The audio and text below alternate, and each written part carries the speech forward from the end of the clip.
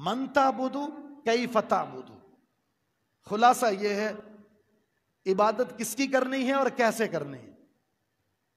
سیدھا سیدھا جواب ہے عبادت صرف اللہ کی، جس کو ہم عقیدہ توحید کہتے ہیں کہ عبادت صرف اللہ کی ذات کے ساتھ خاص ہے، اور عبادت کرنی کیسے ہے، وہ قولی ہے، وہ فعلی ہے، وہ مالی ہے، محمد الرسول اللہ صلی اللہ علیہ وسلم کے بتائے ہوئے طریقے کے مطابق۔ ایک سوال یہ ہے، ہم یہ سمجھتے ہیں نماز کی حالت میں موت آ جائے تو یہ حسن خاتمہ ہے، روزے کی حالت میں موت آ جائے یہ حسن خاتمہ ہے، یہ اللہ کو موت بہت عظیم ہے، یہ بھی عظیم ہے، لیکن محض سجدے میں قرآن کی تلاوت کرتے ہوئے یا پھر حج کرتے ہوئے روزے کی حالت میں موت آ جائے، صرف اس کو عبادت کے اندر موت نہیں کہتے۔ رب اشرح لی صدری ویسر لی امری واحلل عقدۃ من لسانی یفقہوا قولی اللہم انفعنا بما علمتنا وعلمنا ما ينفعنا وزدنا علما۔ وقال تعالى في مقام آخر وما خلقت الجن والإنس إلا ليعبدون۔ وقال النبي صلى الله عليه وسلم فيما يرويه عن ربه عز وجل قال الله تعالى يا ابن آدم تفرق لعبادتي أملأ صدرك۔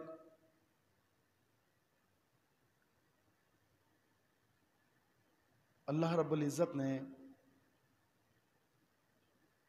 ہم انسانوں کو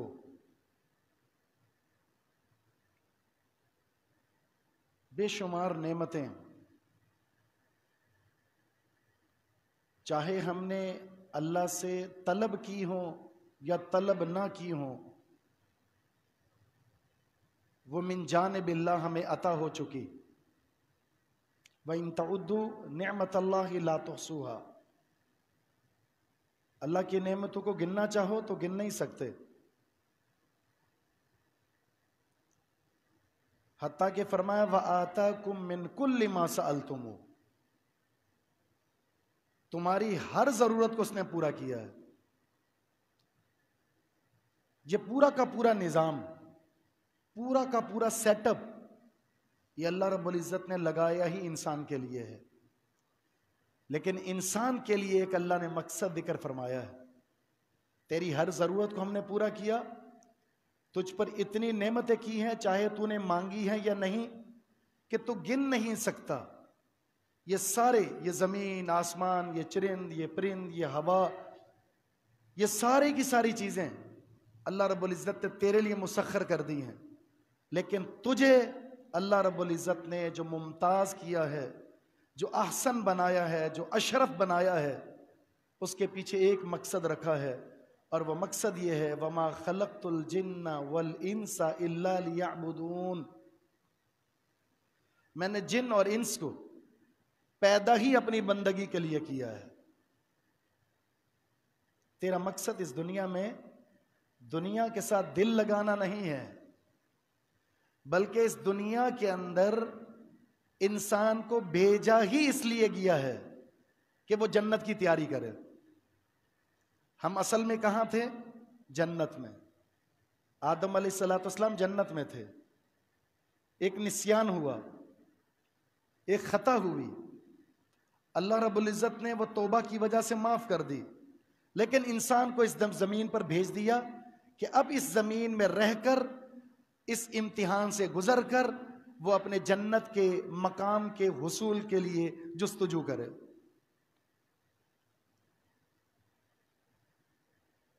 ہماری تخلیق کیا ہے؟ اللہ کی بندگی۔ یہ جو بندگی ہے یہ دو طریقے سے ہوتی ہے۔ نمبر ایک، قلب کے ساتھ، دل کے ساتھ، اور نمبر دو، اعضاء کے ساتھ، جو ہمارے جسم کے پارٹس ہیں، اعضاء ہیں، اس کے ذریعے۔ قلب کے ساتھ جو بندگی ہے اللہ تعالیٰ کی، اس کو عقیدہ توحید کہتے ہیں۔ عبادت ہے ہی عقیدہ توحید، لیعبدون کا ایک مطلب یہ بھی ہے جو عبادت کے زمرے میں آتا ہے، میں نے جنوں اور انس کو پیدا کیا اس لیے تاکہ وہ میری عبادت کریں، یعنی میری توحید کا اقرار کریں. ان یوحد اللہ، اس بات کو تسلیم کر لیں کہ اللہ ذات میں، صفات میں، بندگی کے حق میں اکیلا ہے، اس کا کوئی شریک نہیں. عقیدہ توحید اسلام کی بنیاد ہے.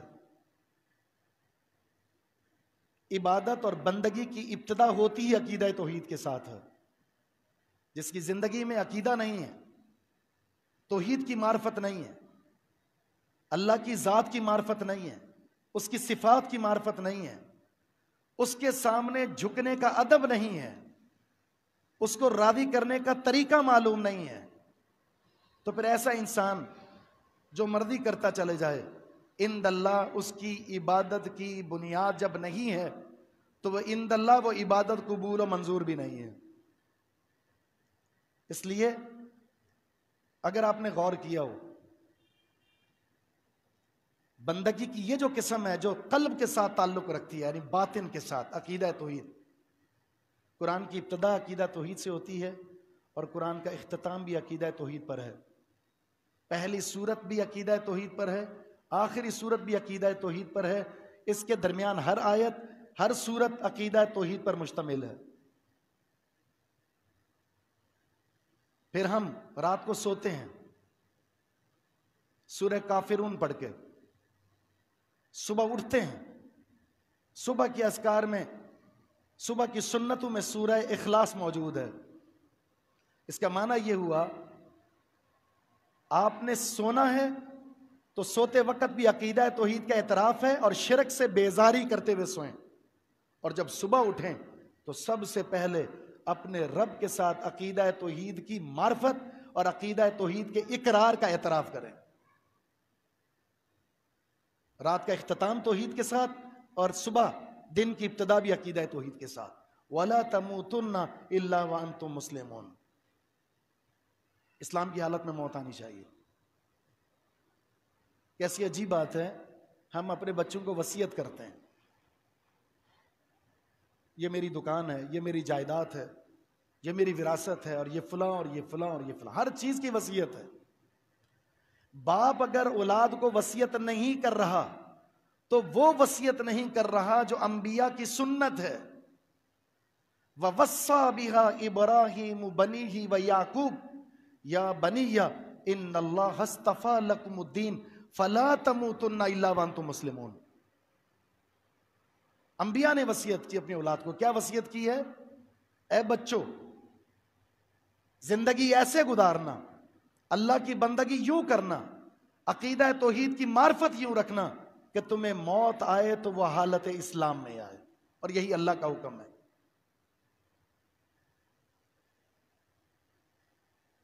یعقوب علیہ السلام کا ذکر، ہم کنتم شہداء اذ حضر یعقوب الموت اذ قال لبنیہ ما تعبدون من بعدی. موت کے وقت اپنے بچوں سے کہا میرے بعد کس کی بندگی کرو گے؟ عقیدہ توحید سکھا کر گئے. اپنے بچوں میں، اپنے اندر عقیدہ توحید کی معرفت کا رسوخ، یہ عبادت کی بنیاد ہے، عبادت کی روح ہے، عبادت کی ابتدا ہے، بندگی کی ابتدا ہے. اگر آپ عقیدہ توحید کی سب سے بڑی اور سب سے عظیم، سب سے واضح، سب سے زیادہ صریح اور کھلم کھلا دعوت والی کو کتاب پڑھنا چاہتے ہیں تو وہ قرآن کریم کو ترجمے کے ساتھ پڑھ لیں، جہاں اللہ رب العزت نے توحید کو کھول کر بیان کیا اور توحید کے منافی جتنے امور ہیں، شرکیات ہیں، باطل نظریات ہیں، اللہ نے عقلی بھی، نقلی بھی اور آفاقی بھی، تاریخی بھی، اللہ نے سارے دلائل دے کر ان کا رد فرمایا. تو یہ عبادت کی پہلی قسم ہے. دوسری قسم کیا عبادت کی؟ قولی عبادت، فعلی عبادت، مالی عبادت. زبان سے اللہ کی بندگی کرنا، اپنے جسم کے اعضاء سے اللہ کی بندگی کرنا، اور اللہ نے جو مال دیا اس مال کے ذریعے اللہ کی عبادت کرنا. ہم نماز کے اندر ابتدا میں بھی اور انتہا میں بھی، نماز کی ابتدا میں بھی نماز کے انتہا میں بھی اللہ سے یہ عہد کرتے ہیں ایاک نعبد و ایاک نستعین، تیری ہی ہم بندگی کریں گے. وہ کون سی بندگی ہے؟ وہ عقیدہ توحید سے تعلق رکھتی ہے، یا وہ قولی ہے، یا فعلی ہے، یا مالی ہے، بندگی ہے. اور سلام پھیرنے سے پہلے ہم اللہ سے کیا عہد کرتے ہیں؟ التحیات للہ والصلوات والطیبات. قولی عبادات، فعلی عبادات اور مالی عبادات صرف اور صرف اللہ کے لیے.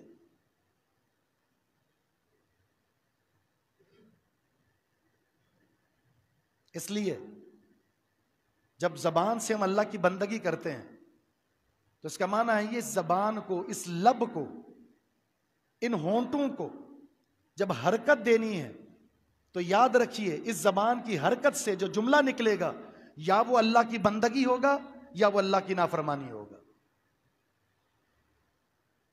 یہ دو جملے ہیں، یا وہ اطاعت ہے یا وہ معصیت ہے.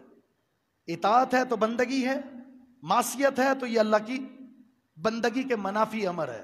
اور اللہ نے دونوں چیزوں کے بارے میں بتا دیا فَمَن يَعْمَلْ مِثْقَالَ ذَرَّةٍ خَيْرًا يَرَهُ وَمَن يَعْمَلْ مِثْقَالَ ذَرَّةٍ شَرًّا يَرَهُ. اچھا کام ذرہ برابر بھی کرو گے اللہ کے سامنے تم اسے دیکھ لو گے، اور اگر ذرہ برابر بھی بری حرکت کی، برا کوئی کام کیا، اپنے سامنے دیکھو گے اسے.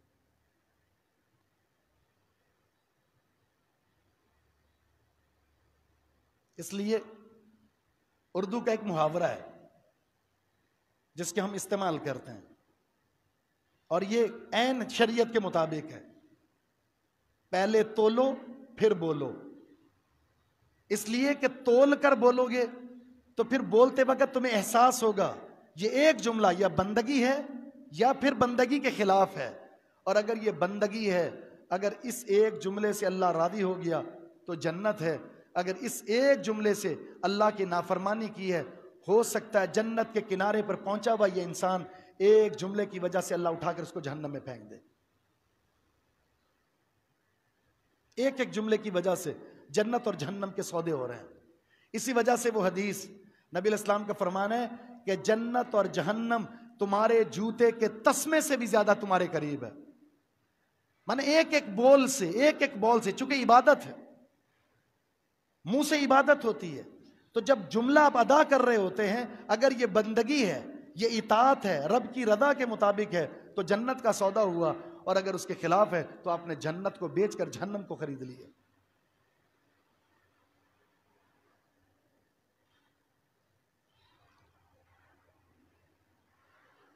اس لیے امام بخاری رحمہ اللہ نے جو باب قائم کیا ہے وہ اسی اصول کو بیان کرتا ہے. العلم قبل القول والعمل. آپ نے کیا کہنا ہے، آپ نے کیا کرنا ہے، اس سے پہلے علم حاصل کریں. اس لیے ہر وہ جملہ جو آپ اپنی زبان سے ادا کر دیں وہ بندگی نہیں ہو سکتا. قول بھی بندگی تب بنے گا جب علم کی روشنی میں ہوگا.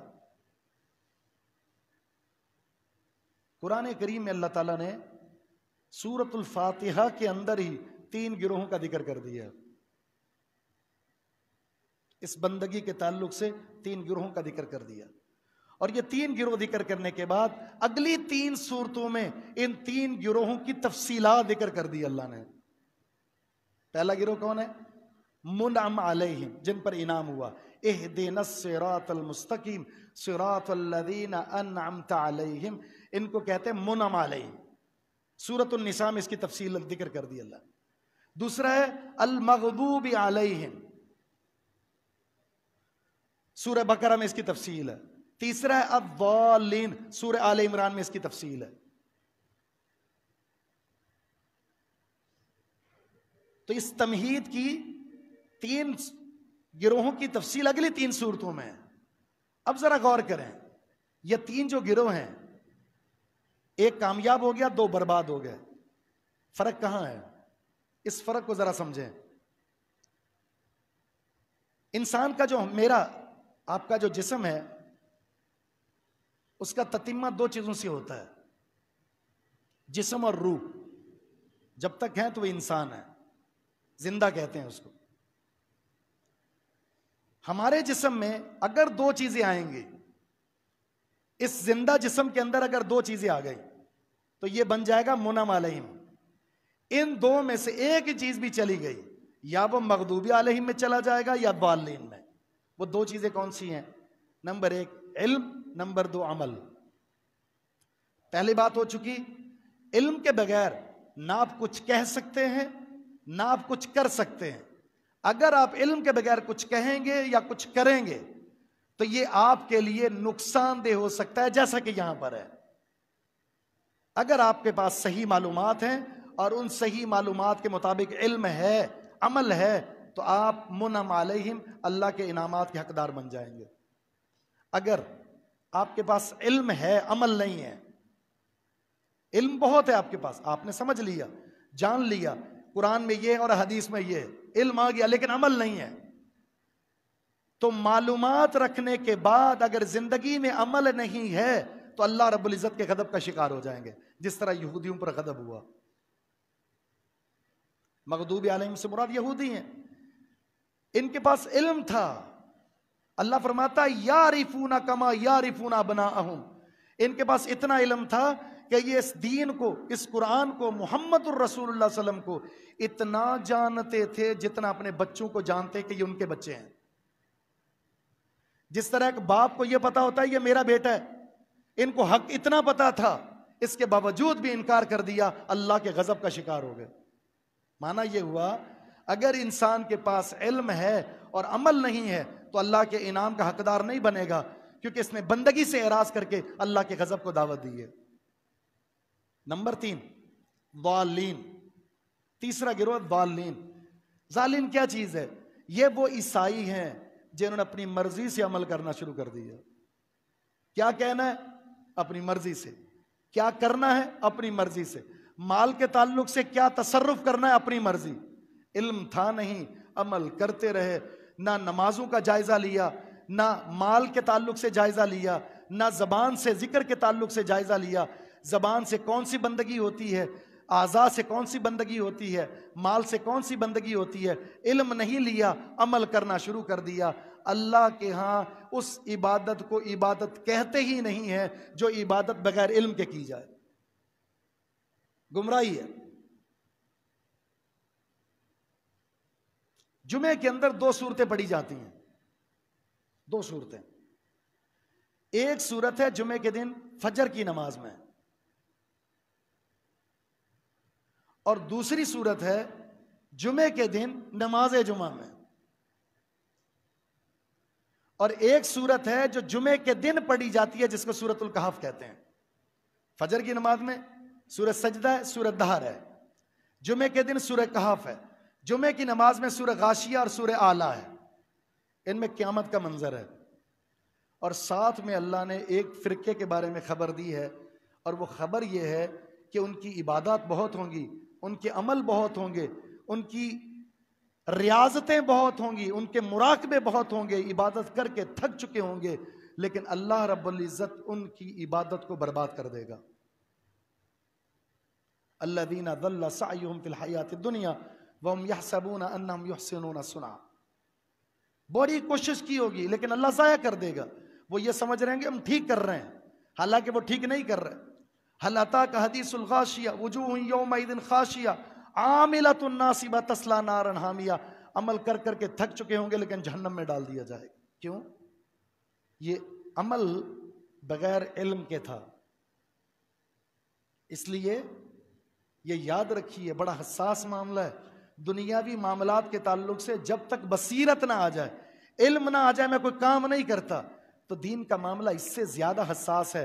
یوں ہی بندگی شروع نہیں کر دینی، بلکہ اس بندگی کی حقیقت کو دریافت کیجئے، اس حقیقت کو تلاش کیجئے کتاب و سنت میں کہ بندگی کا طریقہ کار کیا ہے، علم کیا ہے۔ اس علم کی روشنی میں جب آپ عبادت کریں گے، وہ عبادت چھوٹی بھی اگر ہوگی تو عند اللہ بہت بڑی ہو جائے گی، لیکن علم کے بغیر اگر وہ بندگی کرنے کی کوشش کریں گے، اگر وہ ثابت نہیں ہے تو بڑی سے بڑی عبادت بھی آپ کو جنت میں نہیں پہنچا سکے گی۔ یہ ایک اصول ہے۔ من تعبد کیف تعبد، خلاصہ یہ ہے عبادت کس کی کرنی ہے اور کیسے کرنی ہے؟ سیدھا سیدھا جواب ہے عبادت صرف اللہ کی، جس کو ہم عقیدہ توحید کہتے ہیں کہ عبادت صرف اللہ کی ذات کے ساتھ خاص ہے. اور عبادت کرنی کیسے ہے؟ وہ قولی ہے، وہ فعلی ہے، وہ مالی ہے، محمد الرسول اللہ صلی اللہ علیہ وسلم کے بتائے ہوئے طریقے کے مطابق. ایک سوال یہ ہے، ہم یہ سمجھتے ہیں نماز کی حالت میں موت آ جائے تو یہ حسن خاتمہ ہے، روزے کی حالت میں موت آ جائے یہ حسن خاتمہ ہے. یہ اللہ کو موت بہت عظیم ہے، یہ بھی عظیم ہے، لیکن محض سجدے میں قرآن کی تلاوت کرتے ہوئے یا پھر حج کرتے ہوئے روزے کی حالت میں موت آ جائے، صرف اس کو عبادت کے اندر موت نہیں کہتے. آپ اگر اپنی دکان پر بیٹھے ہوئے ہیں، اپنی دکان پر بیٹھے ہیں، کاروبار کر رہے ہیں، اور وہ کاروبار حلال کا ہے اور آپ کسی کا حق نہیں تلف کر رہے، کسی پر زیادتی نہیں کر رہے، آپ اللہ کی بندگی بھی کرتے ہیں، نمازیں بھی پڑھتے ہیں، عقیدہ توحید بھی ٹھیک ہے، اب آپ دکان پر بیٹھ کر کاروبار کر رہے ہیں، یہ بھی عبادت ہے. رزق حلال کے لیے سفر کر رہے ہیں، اللہ کے حقوق ادا کر رہے ہیں، حقوق العباد بھی ادا کر رہے ہیں، لیکن یہ سفر صرف رزق حلال کے لیے جائز سفر ہے، یہ سفر بھی بندگی ہے. تو بندگی کہتے ہیں آپ کی زندگی کے اندر شب اور روز کا اللہ رب العزت کی بتائی ہوئی تعلیمات کے مطابق گزرنا، یہ بندگی کی حالت میں ہے. پھر کسی بھی حالت میں موت آ جائے آپ کو، وہ اللہ کی عبادت میں موت ہے. یہاں مسئلہ کیا ہے؟ عبادت سمجھ گئے آپ، اعتقادی، عقیدہ توحید، قولی، فعلی، مالی عبادت. ہمارے اندر ایک پوزیشن ایسی ہے جو پوزیشن مومن کی نہیں ہو سکتی. وہ 3 حدیثوں میں آپ کے سامنے بات واضح کرتا ہوں. بندگی میں نے آپ کو بتا دیا، لیکن وہ بندہ جس میں یہ بندگی ہوتی ہے وہ کیسا ہونا چاہیے؟ ہم موسم کے پرندوں کی طرح ہوتے ہیں. ہماری بندگی کا اسٹائل جو ہے وہ موسمی پرندوں کی طرح ہوتا ہے. خوشی میں کوئی اور ہے، غمی میں کوئی اور ہے. عہدہ مل جائے تو کوئی اور رخ ہوتا ہے، عہدہ چھن جائے تو کوئی اور رخ ہوتا ہے. مال آ رہا ہے تو انداز کوئی اور ہے، مال جا رہا ہے تو انداز کوئی اور ہے. گھر میں خوشی ہے تو انداز کوئی اور ہے، گھر کے اندر غمی ہے تو انداز کوئی اور ہے. اگر یہ انداز بدلتے رہتے ہیں، آپ کے اندر یکسوئی نہیں ہے، تو اللہ رب العزت کو ایسا بندہ بھی پسند نہیں ہے. مومن کیسا ہوتا ہے؟ آپ نے بڑی معروف حدیثیں سنی، الدنیا سجن المومن و جنت الکافر. دنیا مومن کے لیے کیا ہے؟ قید خانہ ہے. اس کا معنی کیا ہے؟ جو قیدی ہوتا ہے نا جیل کے اندر، اس کی زندگی کے شب و روز اپنی مرضی سے نہیں گزرتے. سارا شیڈول اس جیل کی ذمہ داری اور نگرانی کرنے والے کے مطابق اس نے گزارنا ہوتا ہے. کھانا کون سا ہے؟ آپ کی مرضی کا نہیں. سونا کب ہے؟ آپ کی مرضی کا نہیں. باہر کب آنا ہے؟ آپ کی مرضی کا نہیں ہے. تو مومن اس زمین کے اندر، اس دنیا کے اندر ایک قیدی کی مانند ہوتا ہے.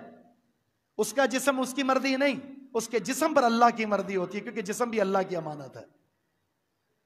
کب اٹھنا ہے، کب سونا ہے، کب کھانا ہے، کیسے کھانا ہے، کب مسجد جانا ہے، کب مسجد سے جانا ہے، کس وقت کون سا عمل کرنا ہے، کس وقت کیا بات کہنی ہے، وہ اپنی مرضی سے نہیں، اپنے رب کی مرضی سے ادا کرتا ہے. وہ جیل میں جیلر کی مرضی، اور اس زمین کے اندر انسان جب زندگی گزارتا ہے تو اس زمین کے مالک کی مرضی کے مطابق زندگی گزارتا ہے. دوسری حدیث ابن ماجہ میں فرمایا المومن کالجمل الانف حیث ما قید انقاد. مومن کی مثال اس اونٹ کی طرح ہوتی ہے جس میں نکیل ڈال دی جائے، اور پھر آپ اس اونٹ کو جہاں لے جائیں وہ چلا جاتا ہے. بٹھا دیں گے بیٹھ جائے گا، کھڑا کریں گے کھڑا ہو جائے گا، دھوپ میں کھڑا کیا تو دھوپ میں کھڑا ہے، سائے میں کھڑا کیا تو سائے میں، چارہ ڈالیں گے تو کھائے گا، نہیں ڈالا تو کھڑا ہوا ہے. مومن بھی ایسا ہی ہوتا ہے. اس کی گردن میں بھی غلامی کا پٹا ہے. اس نے کلمہ پڑھ کر اللہ اور اس کے رسول کی شریعت کی، اللہ اس کے رسول کی قانون کی غلامی کا عہد کر لیا ہے، اب مرضی نہیں ہے اس کی۔ اس کا چہرہ کیسے ہوگا، اس کی اپنی مرضی نہیں ہے۔ اس کا لباس کیسے ہوگا، اس کی اپنی کوئی مرضی نہیں۔ کون سا کھانا ہے، کون سا نہیں، کون سا کاروبار جائز ہے، کون سا ناجائز ہے، کس کو کیا دینا ہے، کب دینا ہے، کیسے دینا ہے، کون سا سفر کرنا ہے، کون سا نہیں کرنا، کون سی بندگی کس طرح کرنی ہے، اس قانون کے مطابق بندگی کرتا ہے یہ۔ تیسری حدیث جو بخاری کے اندر بڑی مشہور حدیث ہے، جس میں رسول اللہ صلی اللہ علیہ وسلم نے فرمایا مَثَلُهَا كَمَثَلِ الْمُؤْمِنِ، کھجور کے درخت کا ذکر کرنے کے بعد فرمایا مومن کی مثال اس کھجور کے درخت کی طرح ہوتی ہے، لا يسقط ورقها، اس کے پتے نہیں گرتے، کوئی بھی موسم ہو، آندھی آ جائے، طوفان آ جائے، گرمی ہے، سردی ہے، پانی لگائے کو نہ لگائے، دیکھے یا نہ دیکھے، یہ کھجور کا درخت کھڑا ہوا ہے اور اپنا مقصد پورا کر رہا ہے۔ مومن ایسا ہوتا ہے، اس کو بندگی کے لیے کوئی موسم نہیں چاہیے ہوتا، مسجد میں آنے کے لیے جمعے کا انتظار نہیں کرتا، مسجد میں آنے کے لیے عید کا انتظار نہیں کرتا، مسلمان کے حق ادا کرنے کے لیے جنازے کا انتظار نہیں کرتا، قرآن کو پڑھنے کے لیے رمضان کا انتظار نہیں کرتا، وہ ہر روز اپنے رب سے رابطہ رکھتا ہے۔ اس لیے بندگی کہتے ہی اس کو ہیں، گرمی ہے، سردی ہے، کوئی دیکھے نہ دیکھے، وہ رمضان ہے، وہ غیر رمضان ہے، وہ اپنے علاقے میں کہیں اور ہے، کوئی جانتا ہے کوئی نہیں جانتا، اپنے رب کے ساتھ تقوی کی بنیاد پر تعلقات کو استوار کرتا ہے۔ یہ مومن کا کردار ہے۔ چند مثالوں سے آپ کو بات سمجھاتا ہوں۔ صحابہ کرام اس امت کا سب سے افضل ترین طبقہ ہے۔ اللہ نے قرآن میں بڑے فضائل بیان کیے ہیں، بڑی شان بیان کی۔ بندگی کے تعلق سے یہ جو 3 حدیثیں میں نے آپ کے سامنے رکھی ہیں، دنیا ایک مومن کے لیے قید خانہ ہے۔ مومن اس اونٹ کی طرح ہوتا ہے جس کو نکیل ڈال دی جائے جہاں مرضی لے جائے، پھر جس کے ہاتھ میں رسی ہے وہ جہاں بھی لے جائے۔ مومن کھجور کے درخت کی طرح مضبوط پہاڑ کی طرح اپنے رب کی بندگی میں قائم اور دائم ہوتا ہے۔ اس کی عملی تصویر اگر دیکھنی ہو تو وہ طبقہ ہے جسے ہم صحابہ اکرام کہتے ہیں۔ چند مثالیں میں آپ کو دیتا ہوں۔ ان کی زندگی میں خوشی بھی آئی، غمی بھی آئی، غربت بھی آئی، مالی حالات بہتر بھی ہوئے، عہدہ بھی ملا، عہدہ ختم بھی ہوا، نشیب و فراز دیکھے ہیں، لیکن بندگی میں مجال ہے کہ کمی آ جائے، مجال ہے کہ خوشی ہے تو بندگی ہے، خوشی ختم تو بندگی بھی ختم، غربت ہے تو دنیا داری کے حصول کے لیے انسان جو ہے وہ کوشاں ہے، مالداری آ گئی ہے تو پھر بھی اللہ رب العزت کی بندگی سے اعراض ہے نہیں۔ تقابل کیجئے، یہ تقابل ہی ہے بندگی کے تعلق سے، یہ وہی تقابل ہے جس کی وجہ سے ہمارے ان کے درمیان زمین اور آسمان کا فرق ہے، خاک برابر بھی نہیں ہے۔ آج مشکلات جو جھیل رہے ہیں اس کی وجہ یہ ہے کہ ہمارا اللہ سے جو بندگی کا تعلق ہے بڑا محدود ہے۔ آپ تصور کر سکتے ہیں یہ جمعے کا دن ہے، ہفتے کا سردار ہے، افضل دن ہے، اذان جمعہ کے بعد کاروبار کرنا حرام ہے، چاہے آپ حلال چیز بیچ رہے ہیں، لیکن اذان جمعہ کے بعد، جمعے کی اقامت کے بعد خطبہ شروع ہو چکا، اب آپ کاروبار کریں گے چاہے وہ حلال چیز ہی ہے، وہ آمدن حرام ہے۔ جب منبر پر خطیب بیٹھ گیا اس کے بعد بندگی کرنے کے لیے مسجد میں آنے والے کا نام رجسٹر میں نہیں ہوتا، پھر اسے ثواب اتنا ضرور ملے گا کہ اس نے نماز پڑھی ہے، لیکن جمعے کا ثواب نہیں ہے۔ جس نے 3 جمعے لگاتار چھوڑ دیے، اکثر یہ دیکھیں باہر چلے جائیں کیا ہوتا ہے، کامیابی کے متلاشی ہیں ہم، اور مسجد میں اللہ کی طرف سے آواز آ رہی ہے آ جاؤ کامیابی کی طرف، اللہ کہہ رہا ہے آ جاؤ کامیابی کی طرف، اور میں اور آپ کامیابی کی صدائیں لگا رہے ہیں، کامیابی کیسے ملے گی، مشورہ کر رہے ہیں کامیاب ہونا چاہتا ہوں، اللہ کہہ رہا ہے کہ آ جاؤ کامیابی یہاں ہے، آنے کے لیے کوئی تیار نہیں۔ 3 جمعے لگاتار چھوڑ دیے، اللہ تعالیٰ دل پر مہر لگا کر غافلین کی فہرست میں ڈال دے گا. دل پر جب مہر لگ جاتی ہے تو پھر خیر نہیں آتی، پھر بلکہ خیر سے نفرت ہو جاتی ہے اور شر سے محبت ہو جاتی ہے. آج ہمارے مسلمانوں کی اکثریت اسی پوزیشن میں ہے. سب سے بدترین مقام بازار ہیں، سب سے افضل ترین مقام مساجد ہیں، اور مساجد میں گنتی کے لوگ ہوتے ہیں اور بازار میں پاؤں رکھنے کی جگہ نہیں ہوتی. اور ہم کیا کہتے ہیں؟ مسلمان اللہ کی عبادت کرتے ہیں. بندگی کسے کہتے ہیں؟ بندگی کا مطلب یہ ہوتا ہے جب حکم آ جائے تو غلام کی مجال نہیں ہوتی کہ اس حکم کو رد کرتے ہوئے اپنی مرضی کرے.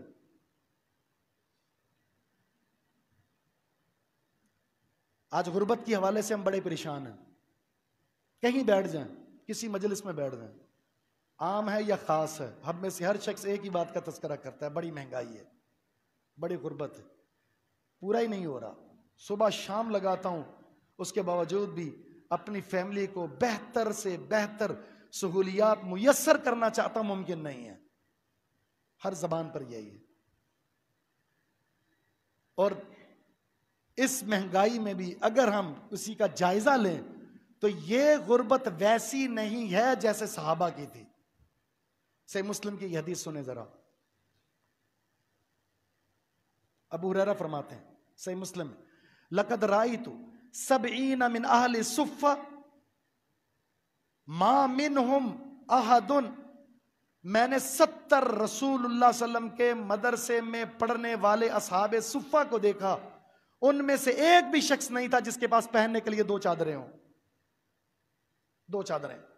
ہم تو شلوار قمیص پہن کر بیٹھے ہوئے ہیں، 2 چادریں نہیں تھی. ایک چادر ہوتی تھی جب وہ اپنے جسم کے ساتھ اوپر والے حصے پر باندھتا تھا، گردن کے ساتھ اسے باندھ دیتا تھا، جب چھوڑتا تھا تو گھٹنوں تک آتی تھی، کسی کی نصف پنڈلی تک آتی تھی. اور ان میں سے کسی کے پاس پہننے کے لیے جوتا نہیں تھا. اس گرمی میں پتھریلی زمین پر چلنے کے لیے جوتا نہیں تو کم از کم موزے ہوتے، لیکن موزے بھی موجود نہیں ہیں، جرابیں بھی موجود نہیں ہیں. ننگے پاؤں چلتے ہیں. جسم کو ڈھانپنے کے لیے 2 چادریں موجود ہیں، ایک چھوٹی سی چادر ہے جس سے سطر کو چھپا رہے ہیں. یہ صحابہ ہیں. لیکن عبادت دیکھیں ذرا. صحیح بخاری میں ہے، اللہ کے رسول کے پاس ایک شکایت لے کر آئے. شکایت کیا ہے؟ لباس چاہیے، جوتے چاہیے، دنیاوی وسائل چاہیے؟ نہیں. شکایت یہ: ذهب اہل الدثور بالدرجات العلی والنعیم المقیم. اللہ کے رسول، مالدار لوگ جنت کے اعلیٰ درجات پر پہنچ چکے، جنت کی ابدی نعمتوں کے حقدار بن چکے. تو آپ نے فرمایا مسئلہ کیا ہے؟ اے اللہ کے رسول، اس میں ہمارا کیا قصور ہے؟ نصلی کما یصلون. جس طرح وہ نمازیں پڑھتے ہیں نمازیں ہم بھی پڑھتے ہیں. نماز پڑھنے میں کوئی پیسہ خرچ نہیں ہوتا، قلبی سکون ملتا ہے اس 10 سے 15 منٹ کی عبادت میں. 24 گھنٹے میں 5 وقت کی جو نماز ہے 1 گھنٹہ لگتا ہے. 23 گھنٹے اپنے کام کریں آپ، اللہ کے لیے 1 گھنٹہ دے دیں. ایک نماز کے لیے 10 سے 12 منٹ نکال لیں. کیا ہو جاتا ہے اگر دکان بند کر لیں گے؟ رزاق اللہ ہے، واللہ خیر الرازقین، بہترین رزق دینے والا ہے. اس کے لیے قربانی دے کر دیکھیں، پھر وہ آپ کے لیے رزق کے خزانے کھول دے گا. اللہ کے رسول وہ بھی روزہ رکھتے ہیں، روزہ ہم بھی رکھتے ہیں، اس پر بھی پیسے خرچ نہیں ہوتے. فرق یہ ہے کہ وَيَتَصَدَّقُونَ وَلَا نَتَصَدَّقُ. وہ صدقہ کرتے ہیں، ان کے پاس پیسے، ہمارے پاس پیسے نہیں کہ ہم صدقہ کریں. وَيُعْتِقُونَ وَلَا نُعْتِقُ. وہ غلام آزاد کرتے ہیں، ان کے پاس غلام موجود ہیں، ہم تو اپنی گردنوں کے مالک ہیں بس. آپ نے کیا فرمایا؟ اے میرے صحابہ، ایک عمل بتاتا ہوں، وہ عمل کر لو، تم سب سے آگے نکل جاؤ گے، تم سے آگے کوئی نہیں جائے گا. اے اللہ کے رسول بتائیے. آپ نے فرمایا ہر فرض نماز کے بعد 33 بار 33 دفعہ سبحان اللہ، 33 دفعہ الحمدللہ، 34 اللہ اکبر. یہ 100 ہو جائیں گے.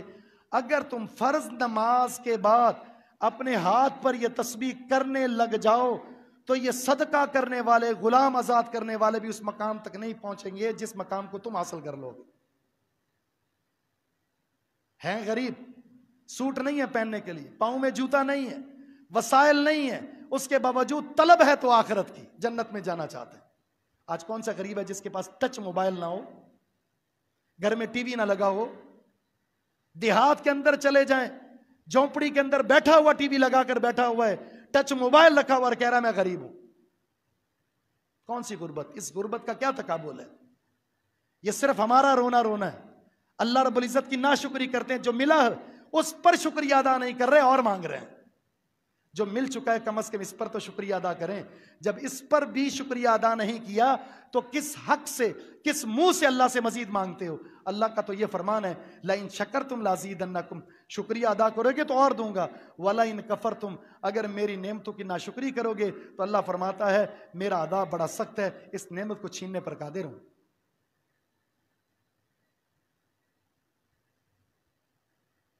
اگلی نماز آئی، عمل شروع ہو چکا، عمل شروع ہو گیا، تسبیحات شروع ہیں. امیر صحابہ کرام نے دیکھ لیا، کیا پڑھ رہے ہو؟ کہا اللہ کے رسول نے یہ عمل بتایا، کیونکہ علم کو چھپانا بھی حرام ہے تو بتا دیا. فرض نماز کے بعد اللہ کے رسول نے یہ ذکر بتایا. تو اگلی نماز میں امیر صحابہ کرام نے بھی عمل کرنا شروع کر دیا. وہی عمل غریب بھی کر رہا ہے، امیر کر رہا ہے، پھر پوزیشن وہی آ گئی، اللہ کے رسول کے پاس پھر آ گیا. اے اللہ کے رسول مالدار لوگ بھی یہی کر رہے ہیں. تو نبی علیہ السلام نے فرمایا ذالک فضل اللہ یؤتیہ من یشاء، یہ اللہ کا فضل ہے جسے عطا فرما دیتا ہے. طلب دیکھیں. دوسرا قصہ، مدینہ کے اندر انصار انتہائی زیادہ غربت کا شکار ہے. پانی موجود نہیں مدینہ میں، آج قحط سالی کا شکار ہے. ہم کتنے پریشان ہیں پانی کے تعلق سے. وہ دور سے پانی لایا کرتے تھے، دور سے پانی لایا کرتے تھے. ایک دن نبی علیہ السلام نے ان کی قربانیوں کو دیکھا، ان کے ایثار کو دیکھا، ان کی محبت کو دیکھا. ایک دن آپ نے انصار سے کہہ دیا انصار آج مانگو، جو مانگو گے تمہیں دے دیا جائے گا. مانگو، کیا چاہیے؟ مانگ سکتے تھے اے اللہ کے رسول پانی کی فراوانی کر دیجئے، اے اللہ کے رسول اللہ سے یہ کہہ دیجئے ہمارا یہ کام کر دے، وہ ہو جاتا. کیونکہ رسول اللہ صلی اللہ علیہ وسلم نے وعدہ کیا ہے کہ اللہ کے رسول تھوڑا سا وقت دیجئے، مشورہ کر کے بتاتے ہیں ہمیں کیا چاہیے. بوڑھے بیٹھ گئے، جوان بیٹھ گئے، بچے بیٹھ گئے. اللہ کے رسول کی اس درخواست پر کیا جواب دیا جائے؟ مشورے کے بعد ایک شخص نے کہا اللہ کے رسول ہم آپ سے عرض کرنا چاہتے ہیں. میں بتاؤ. سبحان اللہ، اس غربت کے باوجود بھی زبان سے ایک جملہ نکلا ہے، پروردگار، اپنے پروردگار سے، ہمارے پروردگار سے آپ نے جو ہم سے کہا ہے ہماری ایک فریاد کر دیجیے، اللہ ہمارے سارے گناہوں کو معاف کر دے. ہمیں کچھ نہیں چاہیے صرف اس کے کہ اللہ ہمارے گناہوں کو معاف کر دے. تو نبی علیہ السلام نے دل کھول کر دعا کر دی، اللہم اغفر للانصار والی ابنائی الانصار والی ابنائی ابنائی الانصار. اے پروردگار ان انصار صحابہ کو بھی معاف کر دے، ان کے بیٹوں کو بھی معاف کر دے، اے اللہ ان کے پوتوں کو بھی معاف کر دے. بندگی سنجیدگی سے ہو، غربت کے باوجود بھی اللہ کا حق اگر ادا کریں تو اللہ اپنی رحمت کے خزانے کھولنے پر قادر ہے. ہم غمی کے موقع پر کیا کرتے ہیں؟ جب کوئی غم آتا ہے، کوئی بیماری یا کوئی پریشانی ہے، اللہ رب العزت سب سے آخر میں یاد آتا ہے، سب سے آخر میں. عبداللہ بن عباس نے عطا بن ابی رباح کو کہا میں تمہیں ایک عورت دکھاتا ہوں، یہ بوڑھی عورت جو گھر سے نکل رہی ہے، گلی میں جا رہی ہے، یہ بوڑھی عورت کو جنت کی خوشخبری دی گئی ہے، جنت کی خوشخبری. فرمایا وہ کیسے؟ کہ اس کو مرگی کے دورے پڑتے تھے اس بوڑھی عورت کو، اور یہ گر جاتی تھی. مرگی کے دورے پڑتے تھے، گر جاتی تھی، چادر کھل جاتی تھی.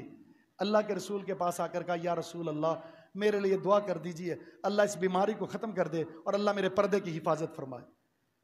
تو نبی علیہ السلام نے فرمایا کہ اگر تم اس بیماری پر صبر کرو، شکوا نہ کرو، صبر کرو شکوا نہ کرو، تو میں اللہ سے دعا کرتا ہوں اللہ اس کے بدلے تمہیں جنت عطا فرما دے گا. جنت کا وعدہ کرتا ہوں اگر اس بیماری پر صبر کرو. وہ بڑی عورت جنت کا سن کر اپنی بیماری بھول گئی. کہا اللہ کے رسول اگر آپ جنت کی ضمانت دیتے ہیں تو اس زبان پر، اس لب پر آج کے بعد بیماری کا شکوہ نہیں سنیں گے. تو نبی الاسلام نے فرمایا فلک الجنہ، تیرے لیے جنت. ہاں کہا اللہ کے رسول صرف ایک چیز ہے اور وہ یہ ہے کہ میرے حق میں یہ دعا کر دیجئے اللہ میرے پردے کی حفاظت فرمائے. کیونکہ جب بے ہوش ہو کر گر جاتی ہوں میری چادر کھل جاتی ہے. تو نبی علیہ السلام نے دعا کر دی, اللہ میری صحابیہ کے پردے کی حفاظت فرما. بیماری میں ہم شکوہ کرتے ہیں, اپنے رب کا شکوہ. اس صحابیہ سے بڑا غم کیا ہو سکتا ہے؟ غزوہ احد میں بنو دینار کی ایک خاتون, ایک صحابیہ, جب جنگ ختم ہوئی, شہداء کی تدفین ہو چکی, لوگ مدینہ واپس پلٹ رہے ہیں, اس خاتون کو بتایا گیا کہ تمہارے شوہر شہید ہو گئے. دھیان نہیں دیا, کہا مجھے اللہ کے رسول کی پریشانی ہو رہی ہے, آپ خیریت سے ہیں؟ پھر بتایا گیا تمہارا بیٹا بھی شہید ہو گیا. فرمایا مجھے صرف اللہ کے رسول کی فکر ہے. تمہارا باپ بھی شہید ہو گیا. فرمایا بس میں اللہ کے رسول کو دیکھنا چاہتی ہوں.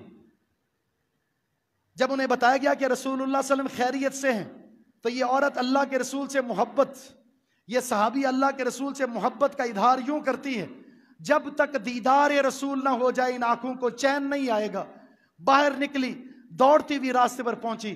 جب ان نگاہوں سے محمد الرسول اللہ صلی اللہ علیہ وسلم کے چہرے مبارک کو دیکھا تو زبان سے بے ساختہ الفاظ ادا کیے, کل مصیبت بعدک جلل یا رسول اللہ, اے اللہ کے رسول آپ کو خیریت سے دیکھنے کے بعد میرے غم ختم ہو چکے, ساری پریشانیاں ختم ہو چکی.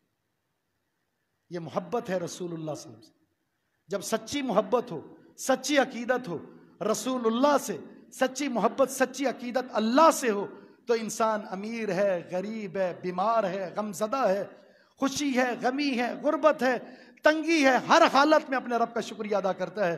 یہی بندگی ہے. عقیدے کے اظہار کے بعد انسان اپنے معاملات کے تعلق سے قولی عبادت ہے, فعلی عبادت ہے, مالی عبادات ہے, رسوخ اختیار کرے, استقامت اختیار کرے, ہمیشہ رب کے ساتھ اپنے تعلقات کو مضبوط در مضبوط بنائے. یہی بندے کی ایک شان ہے, یہی مومن کا ایک وقار ہے, یہی مومن کی ایک عظمت ہے, یہی مومن کی صفت ہے. اللہ سے دعا ہے کہ رب العالمین اللہ کی بندگی کا کما حق ادا کرنے کی توفیق عطا فرما دے. اللہ اپنے ان بندوں جیسا ہم بندہ بھی بنا دے جو اپنے علم کی روشنی میں عمل کرتے ہیں, اور صحابہ اکرام رضوان اللہ علیہم اجمعین کے ایمان اور عبادت کے معیار کو اپنے لیے معیار سمجھتے ہیں اور استقامت کے ساتھ اللہ کی بندگی کرتے ہیں. اللہ رب العزت ہمیں توفیق عطا فرمائے کہ ہر حالت میں رب کا شکریہ بھی ادا کریں, اس کے سامنے جھکیں بھی. 5 وقتہ نمازی, جمعے کا احترام, قیام اللیل, روزہ رکھنے, قربانی کرنے, اور صدقات اور خیرات اور اخلاقیات, گھر کے اور گھر سے باہر کے حقوق اللہ اور حقوق العباد کے جمعی معاملات کو احسن طریقے سے ادا کرنے کے اللہ میں توفیق عطا فرما دے. وما توفیق الا باللہ, وآخر دعوانا الحمدللہ رب العالمین.